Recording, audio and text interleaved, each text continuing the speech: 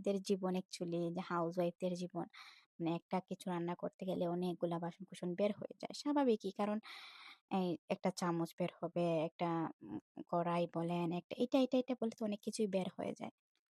তো এখানে একটা মিস্টেক আমি করে নিয়েছি। এরকম ছোটখাটো মিস্টেক অনেক করি। তার কারণে আরো অনেক বাসন-কোসন বের হয়ে যায়। যে এখানে আমি তরকারিটা একটু চেঞ্জ করে অন্য একটা নেয়ার জন্য নিয়েছিলাম। অনেক বড় কড়াইতে তো ছিল, খেয়ে অল্পই ছিল। তো এত ছোট একটা কড়াইতে নিছি, পরে আবার চেঞ্জ করে আরেকটা কড়াইতে নিতে হইছে। তো আমার এই মাপঝোঁকটা খুবই একটু খারাপ বলতে পারেন। আমি ১ম এ মনে করি এটাই হয়ে যাবে। পরে দেখি যে না এটাই হইতেছে না। পরে আবার চেঞ্জ করতে হয়। তো এসবের কারণে আরো আমার কিছু বাসন-কোসন একটু এক্সট্রা বের হয়ে যায়। আসলে মানে গৃহিণী তো অনেক পুরাতন না, নতুন তাই হয়তোবা এই মিস্টেক গুলা হয়। করতে শিখে যাবো ইনশাআল্লাহ। পরে এই আইডিয়াটা চলে আসবে।